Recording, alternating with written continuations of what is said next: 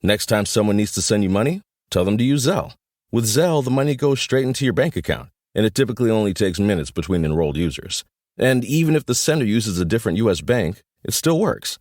Plus, Zelle is already in over 1,600 banking apps, so you probably won't have to download another one. By the way, make sure the sender has your correct U.S. mobile number or email address, so the money goes to the right place. Look for Zelle in your banking app today. Many of us, if we're being honest, have given up hope on good sleep. But why?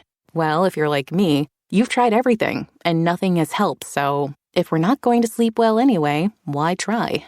That kind of thinking is so 2021.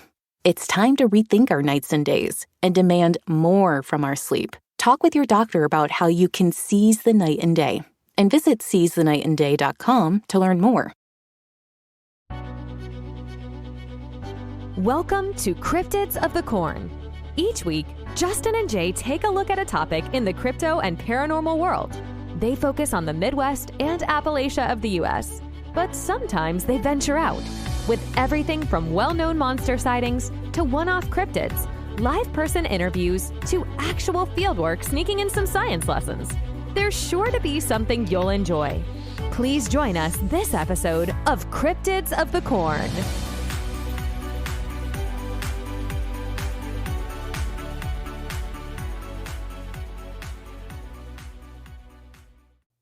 Hello, and welcome back to Cryptids of the Corn podcast. I am the great and powerful Mr. E. Ooh. I am live action, high energy Jay. Yee. And together, once again, you're listening to Cryptids of the Corn podcast. All the people that came from the collab we did with Tony Merkel, Joel Thomas, Eric, I'm not even going to try to say his last name. From Uncomfortable. From Uncomfortable. Thanks, you guys, for joining us. We seem to have a lot of you guys, so we do appreciate you guys hanging out. Everybody at home, just so you know, we have Facebook. We do giveaways and like live streams on. And Patreon. Yep, we have Patreon, which you get extra episodes, fun topics. We give away tickets to events and stuff like that on there. Instagram. Yep, Instagram. We do giveaways and stuff like that. Our Instagram's gotten pretty big. Telegram. All right. We do have that, I guess. For 8 people that have it. But no, so thank you guys for joining us. But yeah, so Patreon, all the links for all that stuff's below. Ask one of our Patreon members on the Facebook page if they enjoy it. I think they do, because they still give us money for it. Yeah, good point. If anybody's interested in sponsoring the show, please let us know. Or running an ad on the show, please let us know. We got to like the product, though. That's the big deal. I like underwear. Yeah. What do you want, like MeUndies on there or something? I tried those once. I actually do enjoy them. Well, there you go. MeUndies, reach out. Yeah. Today we have a monster from the deep deserts of Mongolia. Oh. Well, that kind of just gave it away, didn't it? It could be. It could have gave it away. There's plenty of monsters in that area, actually. Okay. A lot of dinosaurs. So today's topic is the Mongolian Death Worm. Oh, a classic. We've talked about it a lot, but this is the first time we've covered it. And yeah, it's. I want to reach. I'm going to say what sites we use for researching this. Wikipedia. We use viewmongolia.com, which is kind of a neat one for one. We're going to go really into the area of Mongolia specifically. Mysterious monsters, cryptozoological news, mongobay.com, which is like another Mongolian website, to kind of for cultural stuff. Yeah. And a little bit of the Cryptid Wiki. I always use the Cryptid Wiki because it's not the best for like actual information, but it tells you like years that people went and looked for it. Then gotcha. you can take that and look it up somewhere else. So the looks of this creature, blood red, about this 2 to 3 foot long most of the time. It looks like intestines is what most of the eyewitnesses say. It literally looks like camel intestines being pulled out of it. Like only 2 to 3 foot long? Yeah, it's not big. I always thought in my head it was something huge, like from Beetlejuice. No, and that's what a lot of people do. Or the there's literally like the worms from Dune we'll get into later. Okay, are based off the Mongolian Death Worm. So people kind of get this image that they are monsters. No, they're small. No, I didn't know that. It seems like a lot of the art too we've seen. It's always this big. The biggest one, from Tremors. Yeah, the biggest one account I could find is 7 foot long. Wow. But most of the sightings are 2 to 3 foot. Wow. Blood red, chunky. It has the ability to spit very corrosive yellow saliva, and it generates great electricity blast. Oh wow, okay. And we'll get into those scientific abilities later. And it's this is a creature that's very small, but has a hodgepodge of instant death creating. So this saliva is supposed to, like, you just die. Is it like burning saliva or something, or what? It says corrosive in a lot of like the stories, acid. but the actual Mongolian stories we're going to get into, they talk about it like you just kind of die. Oh, okay. Like you like just it's die. toxic almost. Yeah, like extremely. Like where like you don't writhe in pain, you don't talk. Like the stuff touches you, Like and when, then you die. like when you drink your dad's chew spit. Yeah, instant death. Yeah, that's what I wanted to do. I wanted to instantly die. So I'm going to get into, they have their abilities. I'll just run them off the top real quick because it's kind of the Superman of cryptids. Oh, okay. They kind of have everything, and that just made me laugh when we were doing research. I was just like, This worm. this worm literally, and well, you're going to get into why it's very holds a very high place in Mongolian folklore. But it's armored hide. You can shoot them with arrows. Which I don't know if anybody knows this, but Mongolians are some of the best marksmen for bowship. Off horseback, too. Yeah, in the world. But you can shoot this thing with an arrow and they hide. It just bounces off. Is it like armadillo armor? I don't think so. It's really weird. Tougher. We'll get into it. It's really weird. Okay. Burrowing. They're incredibly fast burrowers. The electromagnetic disturbances are pulses. So basically, that's kind of like they shoot off this big ball of electricity. Very extremely powerful jaws. They've been seen gutting camels while the camels are still alive. Wow. And then they're very, very venomous. Wow. Okay. So it is a lot of supernatural abilities almost. Yeah, it's pretty much you see when you just look the other way. And we have plenty. It's weird how many people have seen this, especially modern day people. There's one guy we're going to talk about later. We have a whole section in this the show for it, where he just kind of looked at the thing and is like, huh, that's odd, and kept going back to work. And then it left him alone? Yeah. Well, he was the monster in the scene. Oh, really? Yeah, he's a cool dude. Okay. I think I know who you're talking about. But let's talk about the Gobi Desert. Yeah, what about the Gobi Desert? Because the Gobi Desert is a big misnomer. When I say Gobi Desert, what comes to mind? Sand. Yeah. I don't know. I mean, no, I'm not. What comes to mind? A sand and that song that story I told you off air about my teacher singing about. Yeah. So the Gobi Happy Desert birthday. is not a lot of sand. There's actually swamps, grassland. We'll get into the breakdowns. It snows often in the Gobi. Okay. It's very weird for desert. So desert is a classification of precipitation, Okay. not the amount of available water actually in the system. Gotcha. So the Gobi Desert doesn't have a lot of precipitation, Okay. which is water coming from the sky. So it is technically a desert. Like you can go out. There's parts of the tundra that are considered deserts. Right, yeah. Doesn't Antarctica consider a desert It's a frozen desert. Yeah, exactly. Even though there's water everywhere, it doesn't rain. Doesn't rain. snow. Doesn't precipitate. Yeah. That's the word. So what is unique about the Gobi Desert? Let's start with this name. The Gobi actually means semi-desert. The reason for this Gobi is rich in vegetation, supports many forms of plant life and wildlife. Is it? And I know it's in Mongolia, but is it also part of China and stuff too? Yeah, Like how big does it stretch? It runs the border. That was my next whole thing. Oh, sorry, No, jumping it's ahead. okay. No, it's fine because that's a good question because it's kind of hard to put. It's half of Mongolia and like that whole Chinese border with Mongolia. Okay. Is the Gobi? Is that where the Great Wall is? Yeah. All right. Okay. The Gobi is full of gigantic wetlands that are extremely hard to pass. There are just like thousands of years of muck. Oh, wonderful. It's really hard to pass. But the Gobi Desert is the largest. The Mongolian Gobi is the largest as well as the coldest desert in Asia, and the 5th largest desert in the world. The Gobi Desert covers the southern part of Mongolia and the northern part and the northwestern part of China. The Gobi Desert covers an area of 1.3 million square kilometers. So that's like 1.6 million square miles. It's pretty big. Yeah, it's very large. The elevation is approximately 1,500 meters above sea level.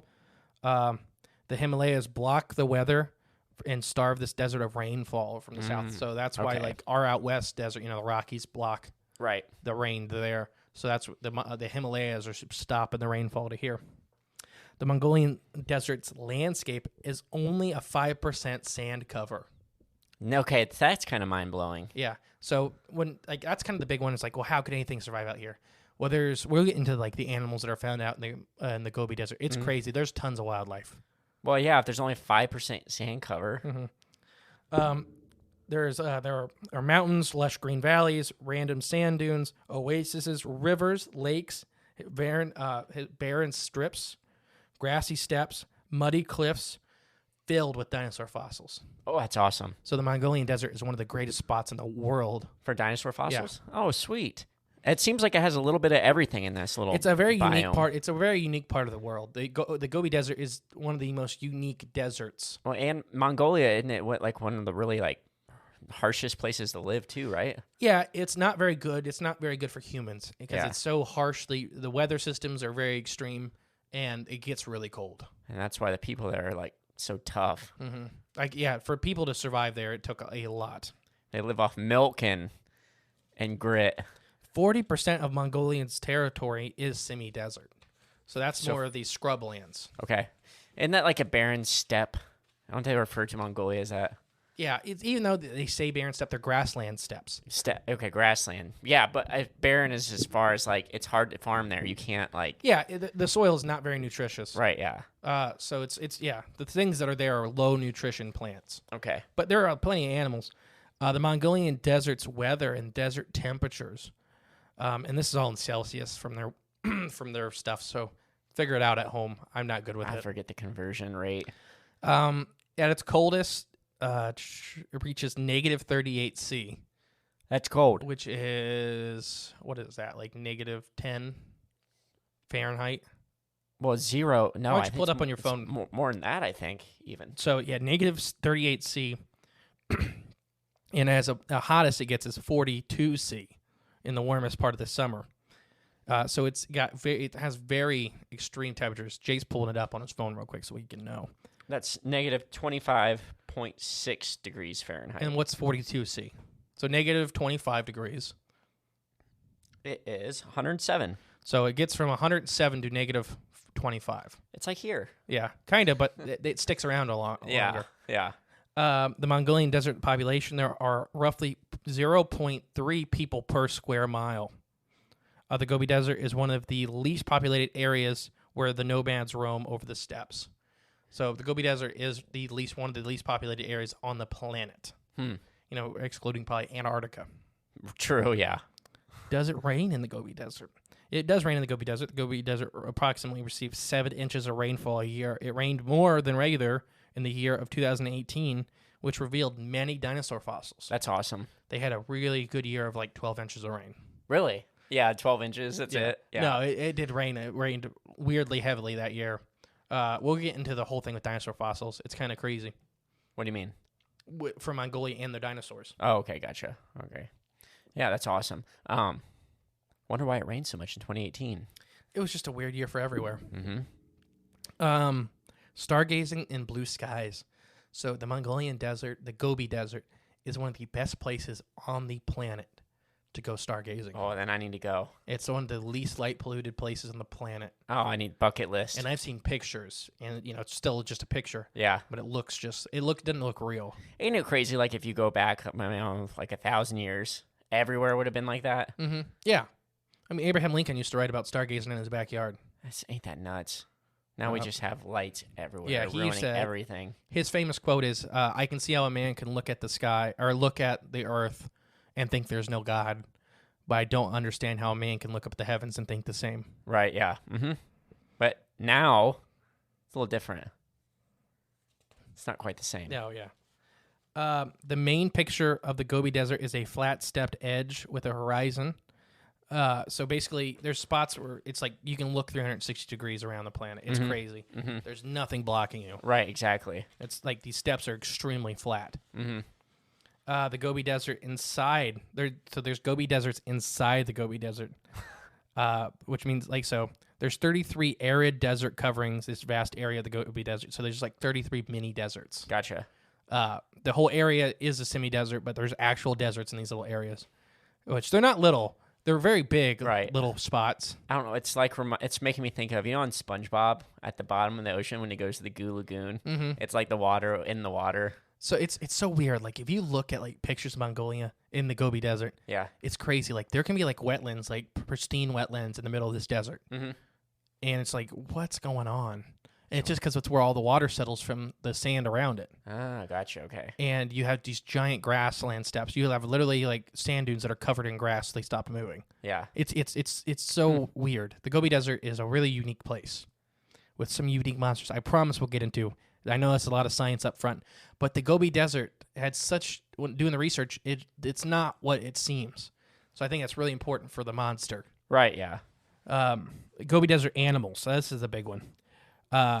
Is home to many different types of animals: gazelles, ibexes, wild sheeps, aguri, deer, jerboas, wolves, foxes, several species of fox, porcelain cats, polecats, golden eagles, sand plovers, sand grouse, and you see these animals all the time while traveling. Along with the Gobi Desert, there's endangered, still existing species like the black-tailed gazelle, the havagut, wild camels, wild asses, Gobi bear, Mazarella. It's a bear. It's like a brown bear out there. Oh, okay. Yeah. Don't look at me. Snow leopards and wild horses. Ooh. There's big cats, bears Literally, living out in the desert. literally, like almost all the tons of animals. And not all of them, but It's crazy. Like there's apex predators out there. There's Yeah. snow leopards. There's some points there may have been tigers and lions there. oh wow. And the Mongolians maybe have wiped them out, which Like Genghis makes Khan. sense. Yeah. Oh yeah. Genghis Khan probably did not like lions eating his men. Probably not. Any salamanders though. Not a lot, because there's sand. Well, yeah, but there's little pools. Mongolia does have salamanders, just on the other side of Mongolia. Okay. Ambiostomas? No, I it's just, only a U.S. thing. I just like saying that. It's my favorite salamander to talk about. They have salamander right above them. Oh, That's okay. where mine are from, is in Russia, Oh, nice. above Okay. Mongolia. Yeah. Interesting. That's where their genes are from, at least. Mongolian desert plants. There are tons of plants. A bunch of these plants are extreme survivophiles. So literally, after they don't get rain for so long, they just drop all their leaves Gotcha. and they look dead. Yeah. So you can have these whole vast forests in the Mongolian desert that look dead, and then it rains for like a millisecond, and they boom back to life. Yeah. These leaves will literally have like casings over them, so like they can hatch. Not hatch. That's not the right word. They can bloom in like hours. I get it. Yeah. It's crazy. Like you can walk through a dead forest and come back in 2 hours, and it's completely green. That'd be nuts. There are barren steppes that lead to flower steppes. Okay. So these steppes are kind of like, imagine like a staircase, just wider. Well, yeah. So it's kind of hard to it's hard to reason, but big flat plains that are kind of off of each other. As I So said- some of these barren steppes will be like desert, and then you'll take a step down, and you're in these giant fields of flowers. It sounds like a little magical place. It really is, and I think its hostility is why it's still around. It's like the outback of Australia. Yeah. One of the the less untouched.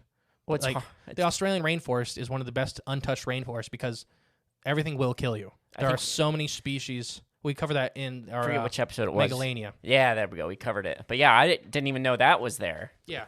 The biggest rainforest in the world that's untouched is in Australia because it literally there's so many things that don't have anti-venom that nobody wants to go there.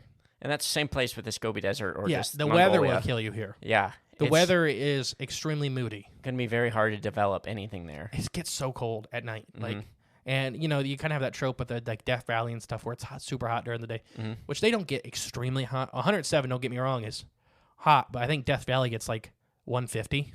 Is it 150 or 130 something? I think it was like 156 was the highest I ever got. Like Jeez. tortoises were exploding. Oh my gosh. They were boiling inside their shells Oh my gosh. in the shade. Oh, that's crazy. So this doesn't get like that. Right. No, not at all. 107's hot, but it's not terrible. But it snows. It doesn't snow. It frosts on the ground like super hard. So it's hard to sleep on the ground. Their yurt-style housing is literally developed to combat that. Interesting. I want a yurt so bad. Yeah, I like yurts. The Gobi Desert bear. So they have a bear. There are less than 30 of them left on the planet. They've had a rough run of it. Well, I bet.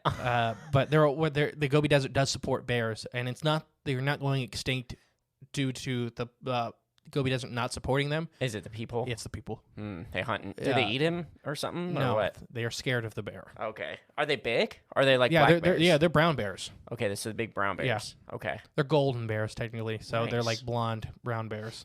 We need to get some over here and just start, repopulating. Problem is, there's only 30 of them, so it's Yeah, I like know. if you take Good one, luck. that's a big chunk of the Yeah. population. The Gobi Desert has mountains in it. It's weird. Literally, the Gobi Desert has everything in it.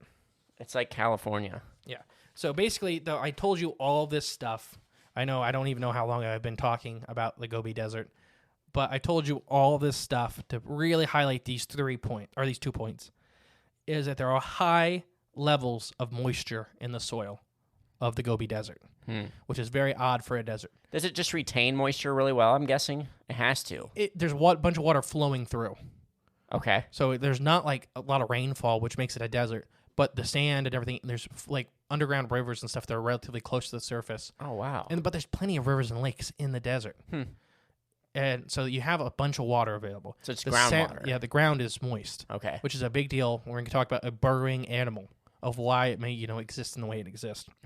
But there are swamps and water that can be found on the desert's surface, as well as grasslands and small woody forest. So there's a plethora of habitat that's not desert.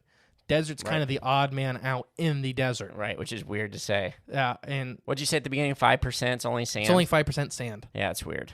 The For a whole desert. desert, is only 5% sand. It's mostly shrubland and grassland.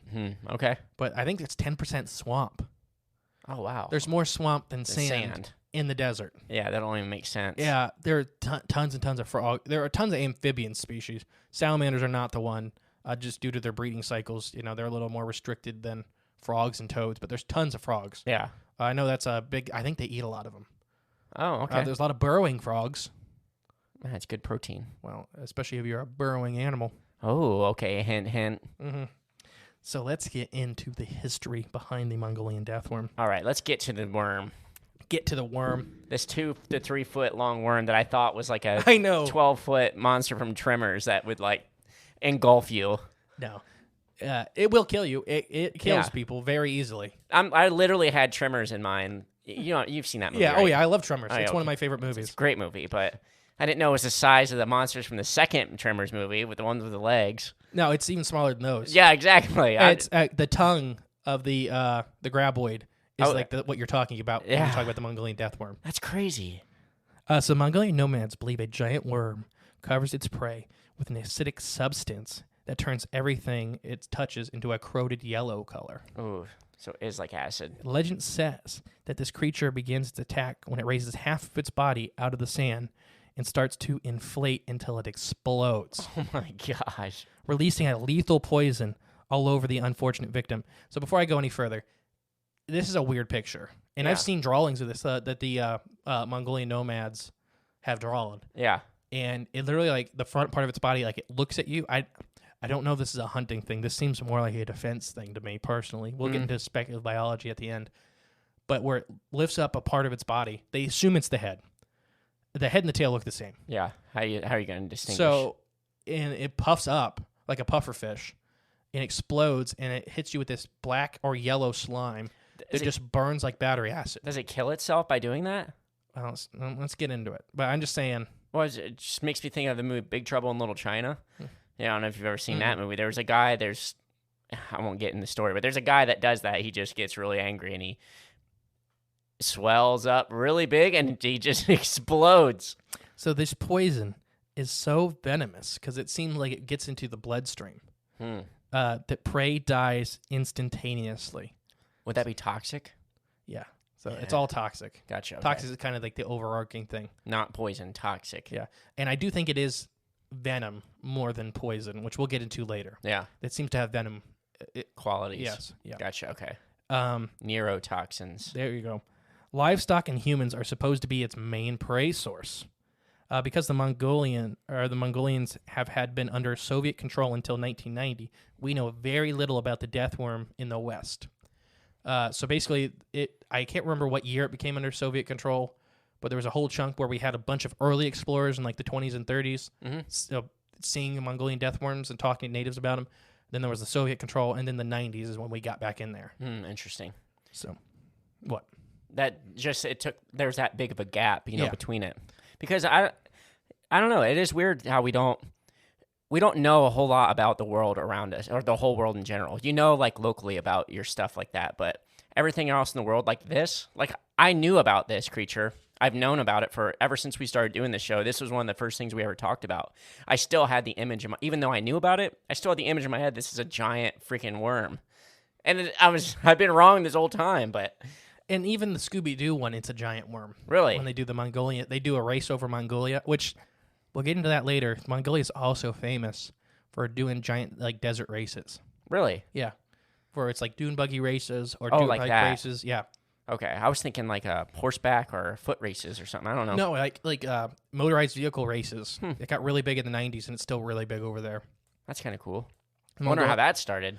It's it started in Death Valley. That's a really popular thing, but this is like the harshest desert in the world for humans. So it's like, let's drive on it. Human thing. Yeah, exactly. But those people have seen Mongolian death worms, so we'll get into some accounts and stuff like that. Okay. A dirt bike rider supposedly was killed by one. Oh, okay. Or he had a heart attack. Okay. But yeah. So in recent years, investigators have been able to look for evidence of this creature's existence. Ivan Mackerel, I'm going to go with, is one of the leading investigators of the Loch Ness Monster and the Loch Ness Monster Detectives. So he's one of the lead guys out of that. Like, there's a group called the Loch Ness Monster Detectives. He's like one of the main guys in that group, but he's went and looked for it. Are they like cryptid hunters? Basically. Okay. And he studied this and interviewed many Mongolian people about the worm. Due to the sheer volume of sightings and strange deaths, he had come to the conclusion the Mongolian death worm is more than just a legend. This has a high kill count. But the weird thing is it seems to only kill camels for food. Okay. And it kills people to kill? I think it's more of a defense thing, personally. Okay. I think they step on it. Yeah. It's like rattlesnakes here in the U.S. Okay, gotcha. Where the rattlesnake's not evil. No, but if you step on it or get in its territory, it will defend itself. It thinks it's defending itself. But really, it's just one of those kind of things. It's like copperheads, rattlesnakes here in the U.S. There's a lot of sneaky qualities with the Mongolian death worm, but there's a lot of non-snaky qualities. Oh, snaky. I thought you said sneaky. No, snaky. Okay. Where it kind of seems like some of these stories will make it seem like it's a snake, and others it is not a snake. Do snakes burrow and dig in the ground? We will talk about that. Okay. I want to talk about it now. Well, no, that's for the end. Okay. So I have modern sightings-ish. I have a list of, I think I have 10 here for you. Or how do you say this name? All right. Alyssa Sue? Alyssa Sue from Mysterious Monsters wrote this article for us, so I'm using her article. But she's kind of like blocked up little 10 sightings that have been seen. The first sighting of this deadly worm dates back to 1927, when American paleontologist Roy Champion Andrews first saw the tail of the worm. He didn't believe it had a tail and further research to know about it. He didn't know what it was. And locals who described the creature as the Ongoliae Cabaruhi, or the intestine worm. Okay. Is that like its Latin name? No, that's its Mongolian name. Oh, okay. So it used to be called the intestine worm before it was the death worm. Okay. That's how it translates? And we're going to talk more about Roy later. Oh, yeah. That's our Indiana Jones, right? Yeah, he's who Indiana Jones was based off of. Gotcha. Okay. He's very much an Old West paleontologist, gunslinger kind of dude. With a whip. He didn't have a whip. He just would shoot you. Darn it. Don't mess with his bones. Because this during the Bone, or this after the Bone Wars, but the Bone Wars shaped him heavily. Oh, okay. These paleontologists were blowing each other's dinosaur discoveries up. Yeah. Either you say each other's brains out or something. No, they were killing each other's assistants and stuff. Bone Wars are crazy. We should do an episode on the Bone Wars. Bone Wars, okay. The second one, it is believed that they live deep in the Gobi Desert and hence cannot be viewed very easily. However, locals in the Gobi Desert have of the interior of the desert, so they have sighted this red creature and looks like intestines. So that's kind of just a general thing that when you get into the people that live in the desert, pretty much every one of them's seen it. Yeah, it's not like it's very weird. If you live out there, you've seen it. So a lot of these paleontologists we're going to talk about, so it's been seen by paleontologists several times, and the reason is, in my opinion, they're spending months out there. Mhm. You know, unlike these tourists that are going through for a week Right. Yeah. and they don't see it and they're like, that doesn't exist. These guys are digging in the dirt for months, if not a year or more. You got to spend time in an environment to really see everything, especially something that's hidden. And when we'll get into Roy's encounter fully, but it was just kind of like he's seen it twice, Yeah. and he was there for 3 years. Mm-hmm.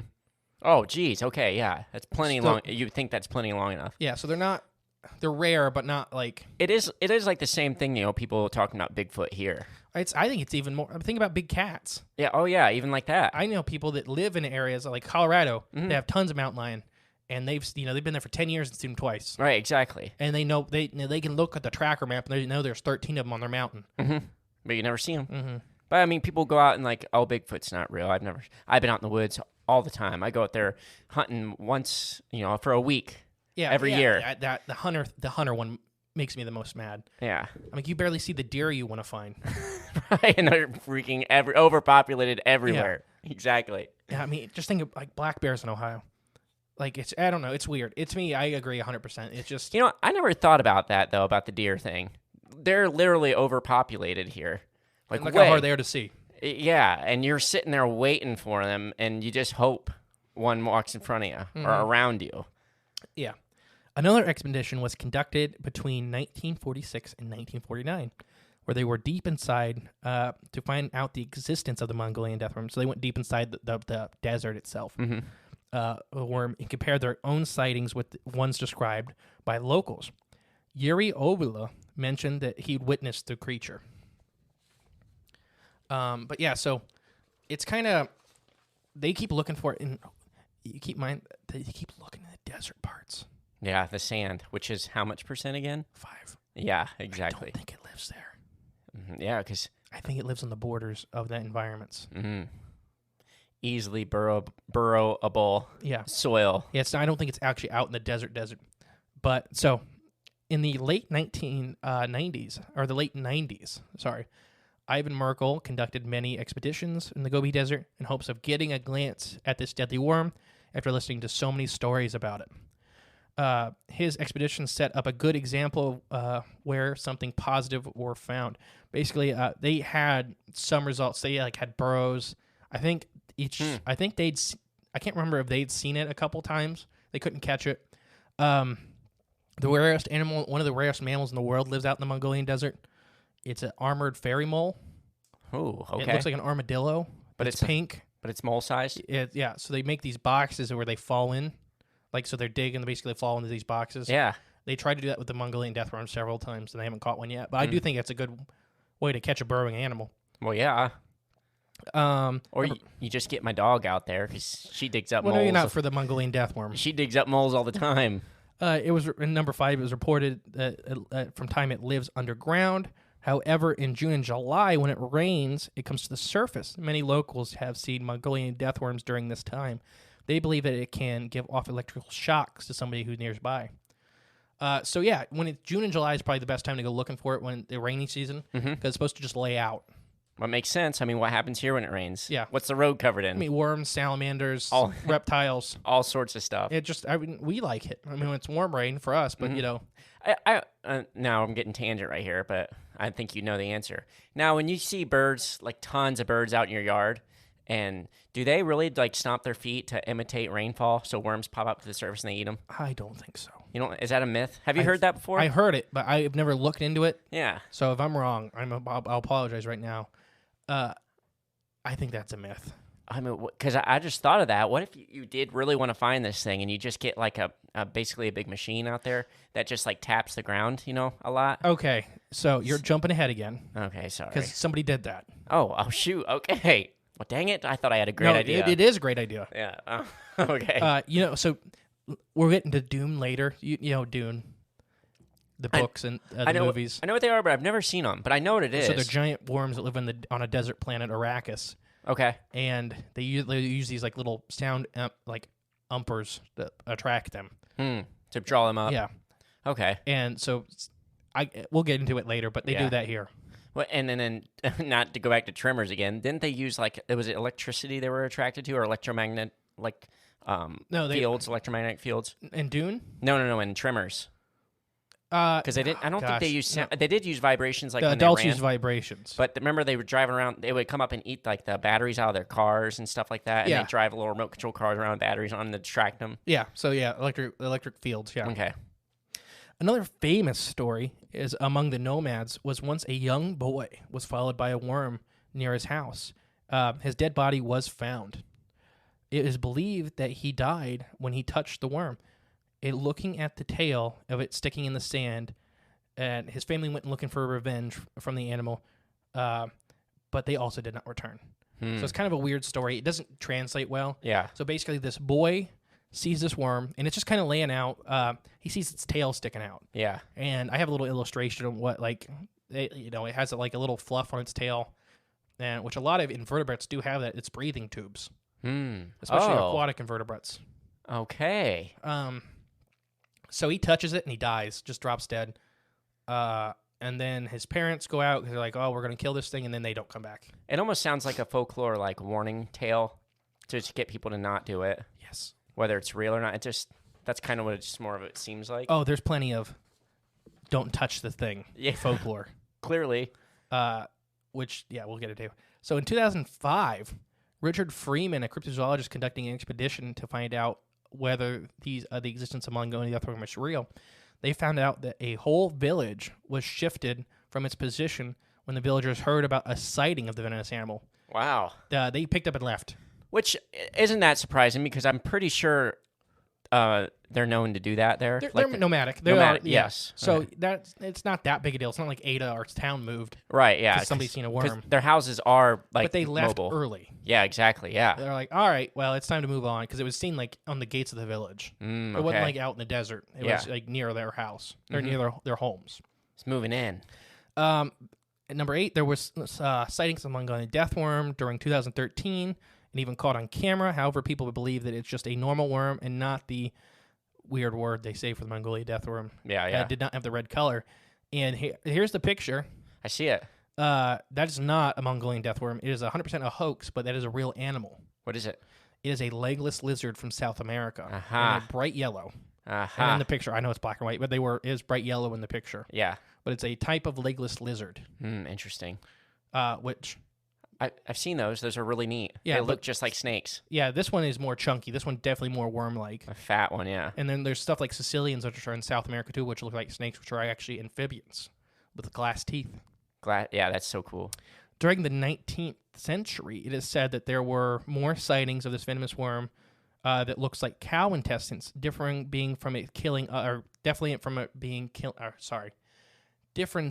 that it's been killing other living things. Most local nomads who used to go in the deep western Gobi Desert have seen this intestine-like worm. So this one's killing cows, so it's a little different. Yeah. I like how it says the difference. The difference between cow intestines and this thing is that it kills other animals. Like, yeah, it's kind of a big difference. Yeah. I've never seen too many cow intestines crawling around killing things. Yeah. Unless you lasted it around their neck. I don't know. Maybe. But I don't think the intestines would be doing that. So the next one is during one expedition by Freeman. So he came back again. I think he did 3 expeditions. We'll go into the expeditions more later. But he came back. His local interpreter told of an incident that happened to another team of expeditioners that were traveling to Sunji's home village. One of them was poking in the sand, which seems like such a bad idea to do in the Mongolian desert. With an iron, so he's poking the sand with an iron rod, and then he suddenly feels something off. So you know how it's maybe a hard thing to explain to, because we have a lot of international listeners now. When we go ice fishing, we take a thing called a spud bar, and I whack it in front of on the ice in front of us as we walk to check for safety. Mm-hmm. So he was kind of doing that. So he was poking into the sand with this bar, this iron rod, to make sure there's no Mongolian death worm in front of him. Yeah. And then he hit something. So he hit something. Upon reaching him, he was found dead. The others felt a sudden shake in the ground and saw something rounding, coming towards them in the sand. They ran for their lives. Yeah, so basically he hit one, and he died. You think that's what it was, though? Well, so electrical shock powers. He hit it with an iron rod. Oh, gotcha. Okay, I didn't think about that. Yeah, so we'll get into that. Huh. But he hit it pretty hard. Yeah. So enough to make it mad. Yeah, well, I didn't even think about the electricity part. Mm-hmm. I guess that would drop you. Oh, yeah, no, he died. Yeah. Oh, wow. So yeah, that's all the kind of modern sighting, and we're going to into the hunts for the creature. Mm-hmm. But yeah, so what do you think? Like, a lot of these sightings are very folkloric to me, where they're like, don't touch it, you'll die. Yeah. Very warning stuff. Oh yeah, definitely. A few of them, but some of them seem like very like real accounts too. I'm not saying there's not a real creature. Definitely not saying that, because there's very credible eyewitnesses, not just locals. I'm not saying anything against locals.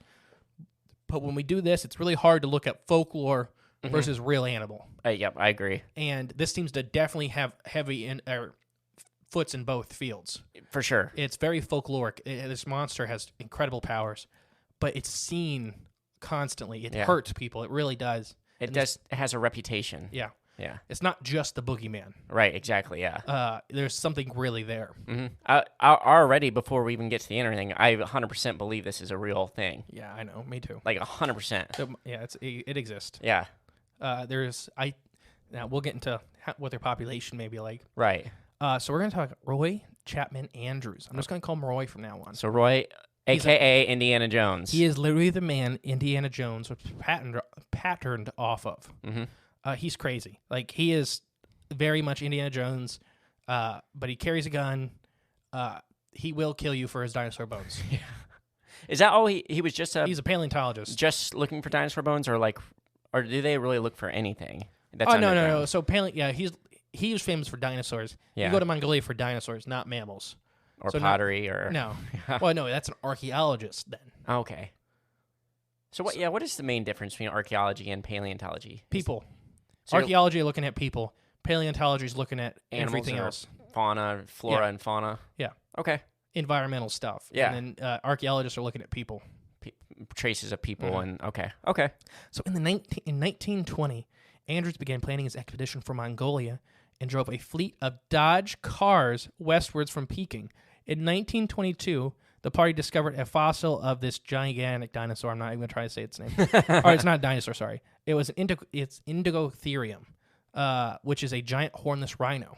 Oh, cool. So he discovered a giant hornless rhino, which was sent back to the museum, arriving December 19th. The fossil specimen, Andrewsarchus, was named after him. So somebody else, so it's kind of a weird thing with naming stuff after yourself. He did not name it. He found it. It's like, this is an Endotherium cousin. I'm going to send it back. And then the museum named it after him. Oh, named it after Roy? Yeah, he took a fleet of Dodge cars just out into the desert. Yeah. He was like, could you imagine seeing that? This is 1920s, okay? Cars are relatively new. Yeah, I wonder what that looked like. And you just see all these these awesome old power cars just taking off through the desert going to hunt dinosaur bones. That's pretty awesome. This man is like one of the cool ones. I didn't know Dodge was even around back then. Mm-hmm. Interesting. Okay. So Andrews, along with Henry Fieldman Osborne, was prompted out of the out of Asia theory for humanity's origins, and led to several expeditions in Asia from 1922 to 1928, known as the Central Asiatic Expeditions, to search for the earliest human remains in Asia. So he's definitely looking for people. He's looking for the origins of human. Okay. And this is way before most other people were doing this. Yes. This expedition did not find any human remains, however. Andrew and his team made many other finds, including dinosaur bones, fossilized mammals, and first nest full of dinosaur eggs that were ever discovered. Oh. He was the one that found the first nest of hadrosaur eggs. That's awesome. So Andrews is really big in the field of paleontology. Were they fossilized eggs, like they were turned to stone? Okay. Yeah. So, but he found the nest still. Right. Yeah. He found it. It's it was a giant mud flat that basically got covered in a mud storm. Mm-hmm. Liquefaction. You ever heard of that?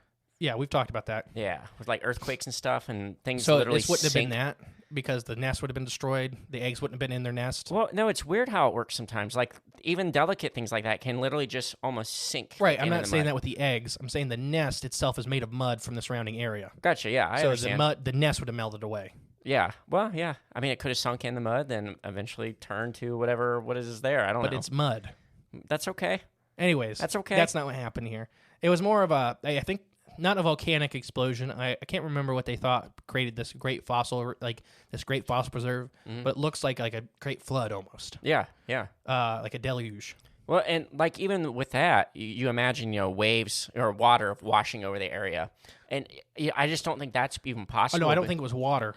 This was like a big, mud thick flow? mud. See, and even if that, you'd think it would wash things away or wash it out. I don't think so. I'm like, you ever seen a mudslide? Yeah, I've seen a mudslide. So when we were in honking, we had one and it just kind of crawled over us. Really? Yeah, it wasn't like, it didn't push. Okay. But if you're I've just seen some that like are Oh no, scary. there's scary ones. This one was just like giant. It was still massive, but it just kind of crawled over everything. It wasn't pushing anything out of the way. It just would go over it real gentle. So I think that's what they are. I think that's what they think happened here. Yeah. Because they don't have many adults for this nest ground, so it's like the adults just kind of like, I'm gonna walk away. Well, you're gonna go that way. I'm gonna go to liquefaction way. Okay. So yeah, he's pretty big in this. He was Times Person of the Year in 1923. That's him. That's awesome. Doesn't he look like a scary SOB? Yeah, he looks like someone I would not want to walk If he was up in on. a bar, like he looks like a Godfather. Yeah, yeah. Like he looks like a guy that's like, if you look at him too long, he will kill you. He almost looks like a. Let me see that again. He almost looks like Putin mixed with like a grandpa you just don't want to upset at family Christmas. So yeah, he wrote several books on the trail of ancient men. Him and his wife raised a Tibetan bear. Oh, that's awesome. That's them with the cub. The mom was killed by poachers, and they just took this bear cub and raised it up to adulthood. They had cool. a pet Tibetan bear. That's so cool. Are they huge? Yeah, they're brown bears. Really? That's awesome. Uh, Are those the ones they train in the circus over there in Russia? no, Oh, okay. Tibet and Russia are a little bit of a distance away. That's true. Tibet's like Southeast Asia, right? Yeah. Okay. China's in between those two countries. But no, they're not trainable bears. It just respected him. Oh, gotcha. Okay. But yeah, so he kept finding all these eggs. He found amazing fossils. So let's get to his sighting. So I'm going to paraphrase this because basically the first time he ever seen it, he was in a mud flat digging up bones. So on the edge of this mud flat are these kind of middle ground habitats where it's not the hard mud that he's digging bones out of, but it's not sand. So it's one of the few places you can find normal soil. Gotcha. And he sees this giant tail, well, not giant, maybe a foot and a half long tail sticking out of the ground with 3 little spurts on it. So hair-like things. And he's looking at it, and he doesn't know what the heck it is. And that's impressive for him because he's very confident in wildlife and stuff like that. Yeah. So he's looking at this, and then it picks up and dives into the ground and takes off. And he's just like, Then I think that was in 1922. Okay. And he didn't see it again until 1926, I believe. And he seen it fully laying out in the middle of a rainstorm, just laying out, relaxing. And he got the full good length of it, very like corrugated, like a normal worm. Had jaws, or not jaws like us, but it had like fang-like jaws, like a centipede. There's 3 hairs on the back, red in color, very heavy, thick skin. And then it just kind of seen him, and then it went off. It didn't have eyes, but it did kind of see him or sensed him. Yeah. And went back into the ground. Yeah. So he did see it twice.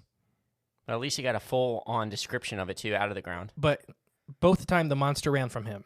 Yeah. And doesn't that say something? Yeah. Maybe you're right. It did sense him. It's like, oh, gosh, that's the guy that took the bear. Yeah. Yeah, I'm gonna steer clear of him. It's like, my wife needs a new pet. Come here. Yeah. That's what he got the bear for his wife. Wow. And he wasn't even scared, like, if it grew up to, like, murder them. No, that bear would be dead instantly. Wait, yeah. That's nuts. But no, he is just a really neat man.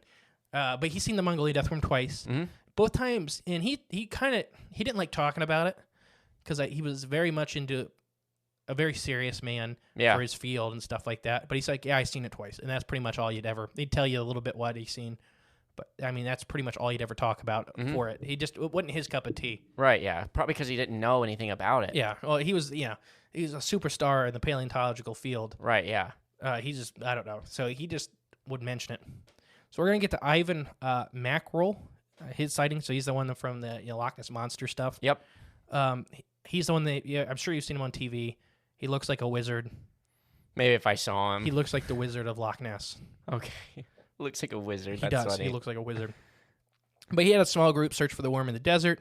Inspired by Frank Herbert's novel Dune, they made the rhythmic thumpers to lure the worm out. That's what I was talking. Yeah. He literally made... So the fictional sandworms in Dune were based off the Mongolian Death Worm. So I don't get this train of thought personally, but he made the thumpers out of Dune to attract the creatures. Well, I'm sure being... smaller, it just wouldn't make for as scary of a movie because you could just step on the thing. In a way. But if you touch it, you will die. With some heavy boots. Literally, everybody in Mongolia is like, it's instant death. Yeah. You just need a hazmat suit and thick boots. But and you can punt it. I mean, people shot arrows at it and then they died.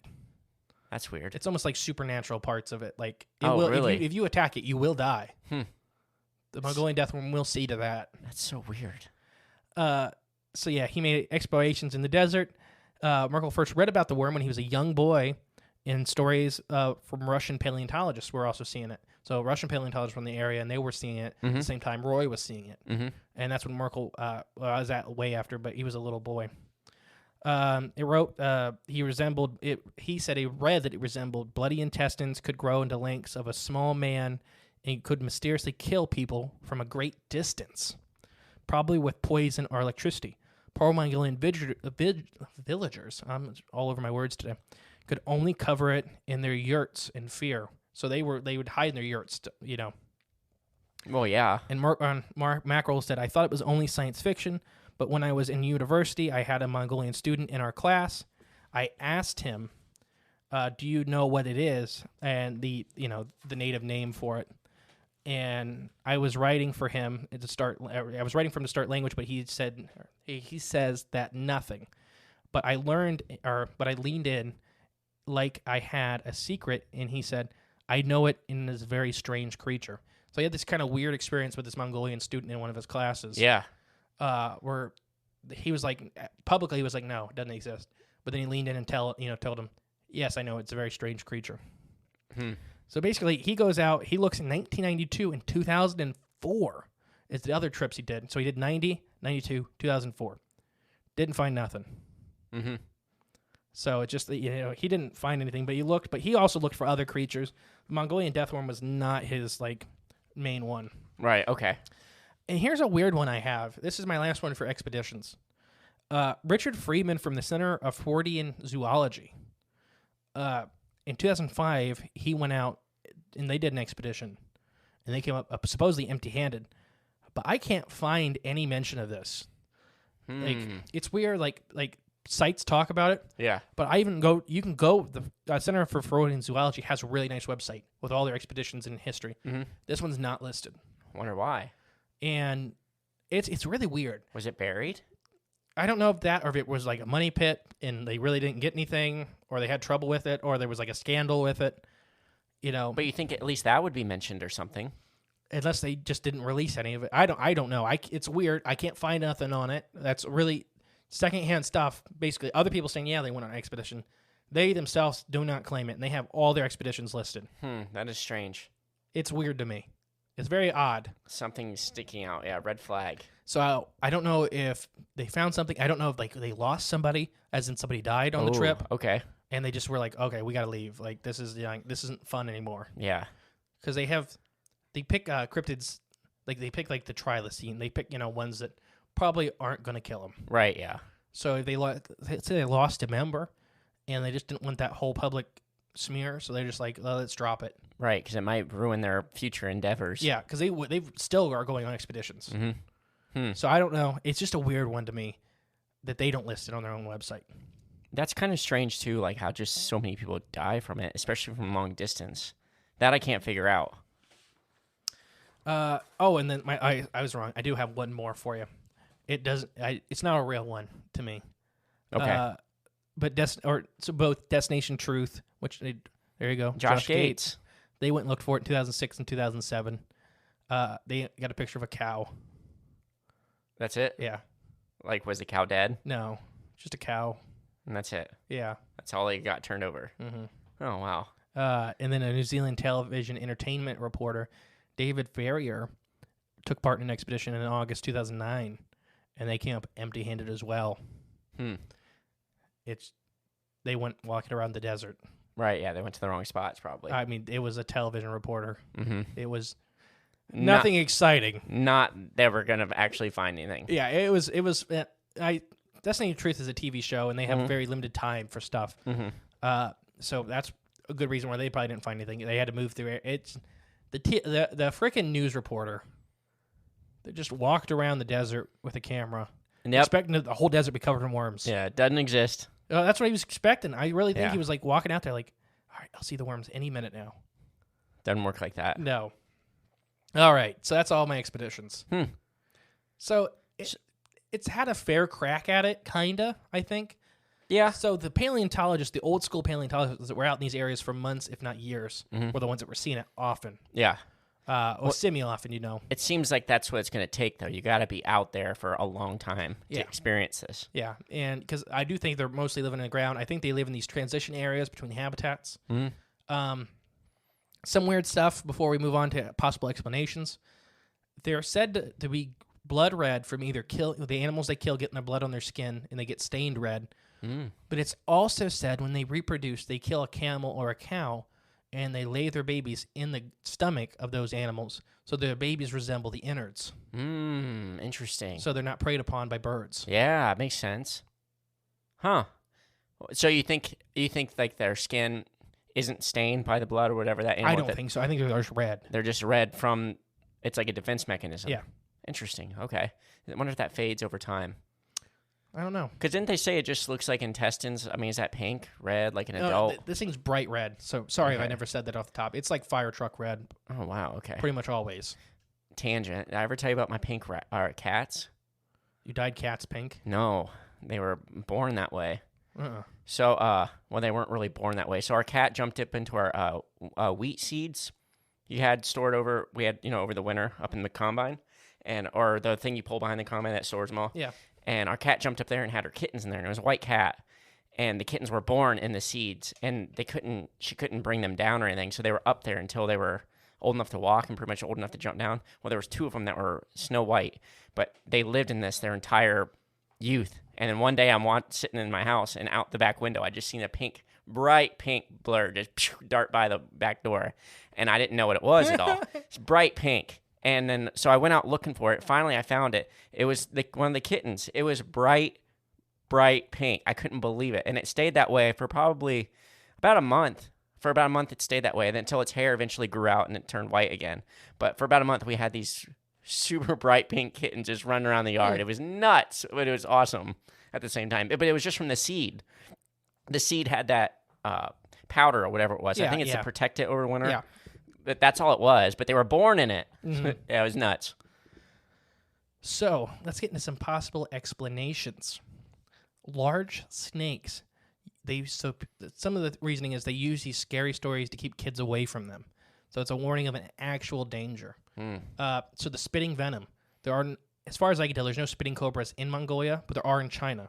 Ooh. So there could be relic populations of spitting cobras. Spitting cobras. That makes me laugh. But so that could really be a real life thing with the venom shooting out. Yeah. To warn kids to stay away from snakes. So funny thing is, Japan has a very similar cryptid. It's this big fat lizard with no legs, but it's bright red and it spits venom. So it's kind of a weird thing that both cultures have a similar cryptid. Yeah.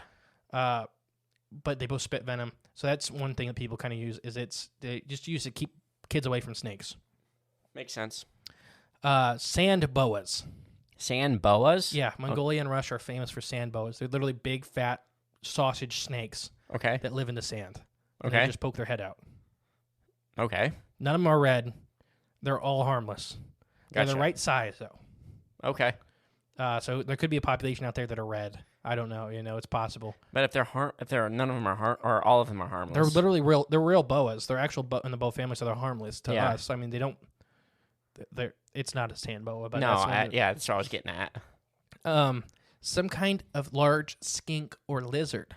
So blue-tongued skinks get like really big, chunky, the really tiny little legs. Yeah, they're fat. Yeah. So imagine a bright red one, a cousin, that may be assuming a burrower that's popping out and just scaring people. Any that spit venom? No, I didn't think so. Exactly. That's what I was thinking too.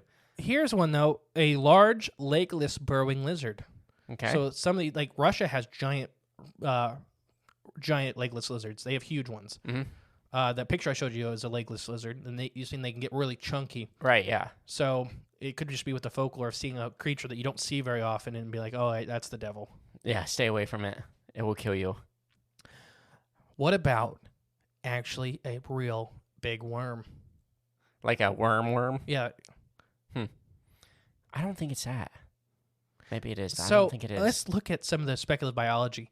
where the tail or the head inflates and explodes and kills people with the venom that shoots out. Yeah, that's weird. But Or shooting venom. It sprays venom. mm-hmm. It just doesn't, that's probably a defense mechanism. It's actually probably, it's either its tail that has like a poison sac in it. Like a skunk's stinks glands or but whatever. it's actually like death. Poisonous or toxic. Yeah. Yeah. Just death. I could see that.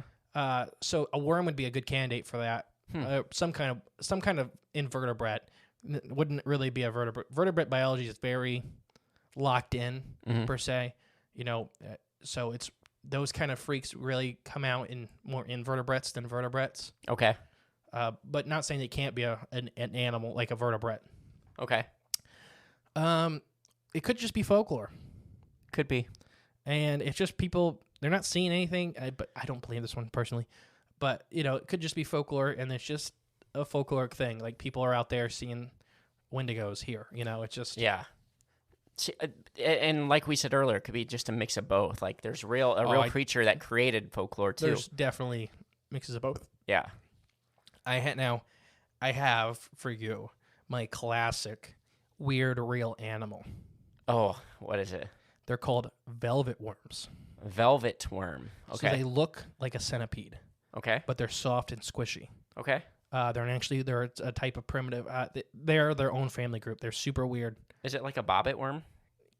No, not really. So they're completely soft. They're no exoskeletons. Okay. They're hydraulic worms. Okay. They have legs though, but they're really tiny. All run along the sides? Yeah, they're bright red, most species. They spit venom at prey. Some species even shoot out their guts to entangle prey in them and suck them up.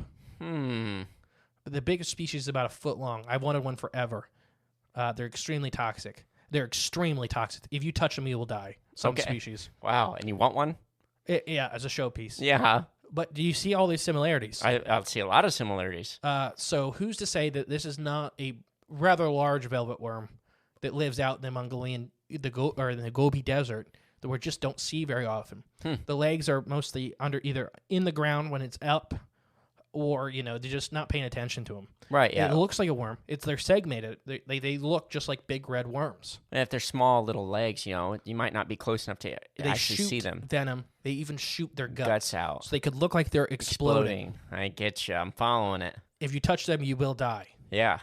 Oh, because they're so toxic. Yeah. And so with electricity, that's one thing we haven't really touched on yet. Yeah. Static charge is probably what's happening with that, or the ability to collect the static charge digging through the sand. Digging through the sand, a lot of these creatures have to develop something to get rid of that static charge, or they'll die. Like, they'll just touch something one time and then they'll explode. Yeah, interesting. So it may be able to harness that ability of just using it as a kind of a defense mechanism. Not a really hard shock. I can see it being like, if you have a heart problem, I definitely can see it being lethal. But most of the time, I think it's more of a warning of like, hey, back off. Yeah. So one story I kind of skipped over was the dirt bike rider that they found just dead. Right, yeah. He was on the trail. He was winning, and it looks like he took a break because this is like a 3-day thing. Okay, like the Tour de France. Yeah. Going over the Mongolian Desert. Yeah. And on a dirt bike.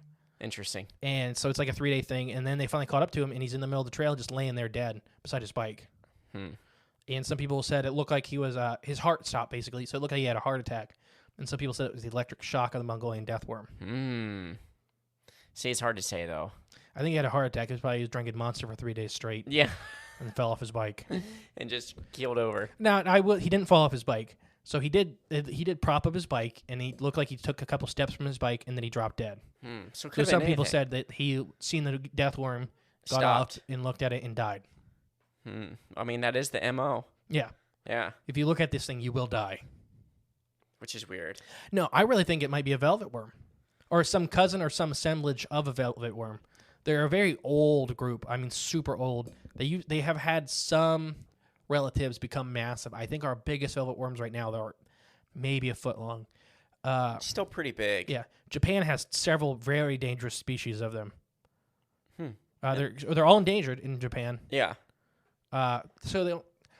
That's why I think that people are looking in the wrong areas for the death worm. I think they specifically go out in the desert parts and look for it. Where they probably will not be. Yeah. I think they're either the transition habitat areas, because that's where the most prey is going to be. is in these areas that meet other areas. But you mentioned the tail something earlier. You think that's how it breathes? So that is a possibility. When it's underground, a lot of insects or invertebrates have these like little, basically tubes to breathe out of their back ends. Is it like a common quality or in nature? It pops up a lot in invertebrates. It's been separately evolved many times. In the worm family? I can't think of any worms that use it, but velvet worms aren't worms. Oh, okay. What are they then? They're their own group. Okay. And I can't think of them having it either, but I don't know that for a fact. We don't know a lot about them because most of the species that are left are endangered. And very toxic. Yeah. And deadly. I mean, they're not fast. I mean, they're fast, but they're not like... Still, it's not something you want to walk up on. Yeah, and a lot of them are harmless too. Like, you can pick up some species. Oh, okay. But some of them are just like... Clearly, I know nothing about this velvet worm. They're neat. You should look up a picture. Oh, yeah, maybe I will. They're very cool animals. But these tubercles on the back end could be used for breathing while submerged in the soil for long periods of time. Yeah, that's what I was wondering too. You think it does live in like some sort of water a little bit? Now it could, and there's plenty of wetlands. Right, So exactly. there could be a part of it. In another thing, this could be a part of something's life cycle out there. Oh, Where we're just seeing the larval version. yeah. Oh, okay. But then what would the adult be? I have no idea. There's tons of Mongolian monsters. Okay, I'm looking at this velvet worm. Looks pretty interesting. Let me see the picture you're looking at. Yeah, see? That's your Mongolian death worm. Mm-hmm. I mean, it's bright red. I mean, they are bright red. They look like guts, don't they? Yeah, they do. And it shoots its intestines at you, and it shoots venom. And they do have a hell of a bite with some venom. Yeah, so what is, does this thing, is there any accounts of them actually biting people? Oh, yeah. And there's accounts of them jumping up, ripping the gut out of a camel. Okay. That's pretty serious. No, they're aggressive. Yeah. They're super aggressive carnivores. Okay. There was several witnesses basically seen this one swim up like a shark, jump out of the soil, bite a camel, and when it pulled down, it just took all of its guts with it. Jeez. And the camel just kind of dropped. Well, yeah, I think I would too. Dang. Here's what if it's like an eel? What if it's some type of land eel? I don't think it is. Okay. But I mean, you go ahead and tell me. I don't know, the jaws, the bite, the electricity. No, eels don't have any of that. They don't have electric eels. Don't have an electric shock. Electric eels aren't eels. Oh well, they come on. You got to be so technical. They're not eels. Then what are they? They're knife fish. Oh, they're fish. Eels Okay. are fish too, but electric eels are from the knife fish family. So it's a fish. Yeah. It could be a fish. No, the Mongolian death worm could be a fish. We'll explain. Go ahead. Like a mud puppy. You know how they can walk on land? Yeah, on mud flats in the ocean. See, but now these are like In the desert. the swamp areas. 5% is only sand. That's why they're not there. What'd you say? What'd you say a lot at the beginning? What'd you say in the beginning about the land there? A lot how of much it is scrubland. How much you say water it covers You it heard is it here underground? first. I'll tell you that. Nobody's had that thought ever. It's a fish. It's a land fish. That is a very unique thought. It could be. It could be swimming in the waters underground. Then it pops up and it's like, I don't know, shoots poison at you. Poison death fish, Mongolian death worm. That's a very Emily thought. Can't count anything out, especially in Mongolia. Especially in Mongolia. No, so what do you think, though? What do you really think it is before we wrap this up here in a second? I can't stick with fish. Hey, you can stick it with fish, but what do you think the most likely culprit is? I don't know for sure. I mean, a worm makes sense, but because it's in the name, too. I mean, but almost do. I'm stuck somewhere between some kind of snake or lizard, legless lizard. Mm-hmm. I could see that, but it just doesn't have those qualities either. So I don't know. It's just something weird. Wonder if it is something supernatural too, kind of. And I don't see a lot of accounts with it being supernatural. Like, there's not any of the weird stuff we get with our supernatural cryptids or our alien cryptids. You know, there's... Ooh, alien. I'm not from here. See, I don't think it is. I think it is from here because biologically it makes sense. I think it's exaggerated heavily. Yeah. Like a lot of these other monsters are. But I do think I personally am going velvet worm or a cousin or an assemblage of something close to a velvet worm. Are bobbit worms in that family? No. Okay, I know they're I think aquatic. bobbit worms are true. I think they might be true worms or feathered worms. Okay. Because those are pretty creepy too. Like, they come up They out have of the... nasty jaws. Yeah. Really toxic venom. Yeah. I mean... So yeah, we have all kinds of worms that don't have to fit the worm group. Like Right. when you think of worm, I know. there are worms that are literally nightmare rainbows. Right. Yeah. And then you got the other end, the night crawlers that Yeah. are just do nothing to you. Like bobbit worms are literally rainbow colored nightmares. Yeah. Exactly. Found one once. Mm-hmm. Didn't know till I asked you, and you said, "Do not touch that." It will bite you, and it will not be pretty. Yeah. Thank goodness. But yeah, so I'm going velvet worm. Velvet worm. I would say yeah, some type of worm family or something like that, but I don't know. It's hard to put my finger on it. Before we end, I will give you some entertainment stuff with this cryptid. So it was the main antagonists in the Tremor series called graboids were based off the death worm. Even though they were like they blew it up big time, but Oh yeah. but still, it's just as scary. No, the graboids are 100 times scarier. Not when you're out in the Gobi Desert. You tell me the same thing. Yeah, because I can walk away from the Mongolian Death Worm and be okay. I just got to not touch it. Right, yeah. The graboid's coming for you as it eats your house apart to get to you. Right, exactly. Yeah, okay. I guess that is pretty You're talking scary. about a predator the size of a train. I got Kevin Bacon to protect me. Only in like the first 1 or 2 movies. Or no, he's in like 1 and 3. They're like on graboid 7 now. Are they really? Yeah, Tremor 7. Dang. The Death Worm did make an appearance on Lost Tapes, where they packed basically this Death Worm attacked a couple ATV riders, and that was based off the story I told you about the dirt bike rider. Guy, yeah. In 2010, a sci-fi original movie called Mongolian Death Worm, where the worms are seen as gigantic slug-like creatures with extendable jaws and are able to climb walls. These worms in the movie, do not have the ability to shock or spit acid, unlike traditional legends say. So that's what I have for you. Oh, and they're Death Worms in Ark. They're in Ark.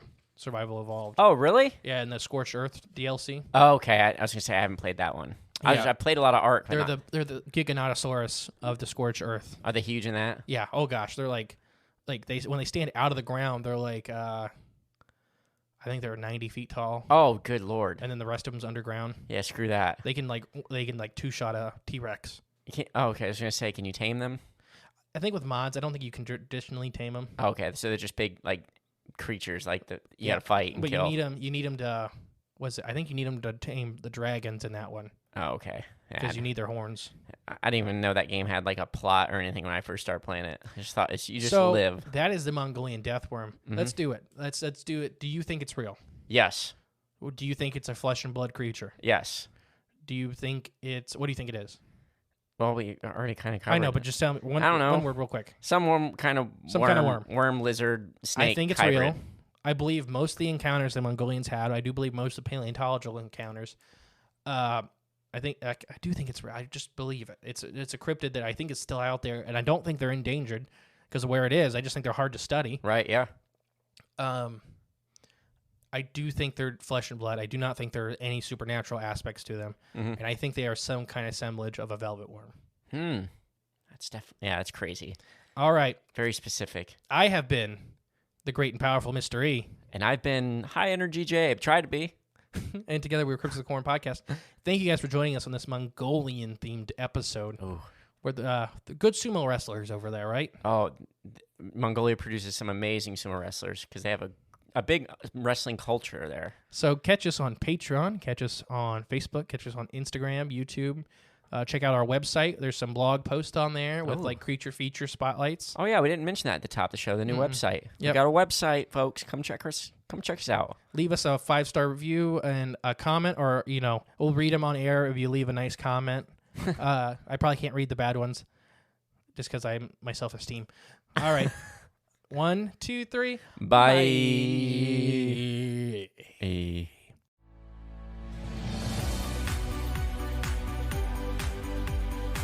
You've been listening to Cryptids of the Corn. Be sure to join us in the next episode where we tantalize your intellect and expand the horizons of your mind. If you're enjoying the show, please feel free to rate, subscribe, and leave a review wherever you listen to your podcasts. That helps others find the show, and we really appreciate it. Thanks again for tuning in, and we'll catch you in the next episode. Until then, stay magical.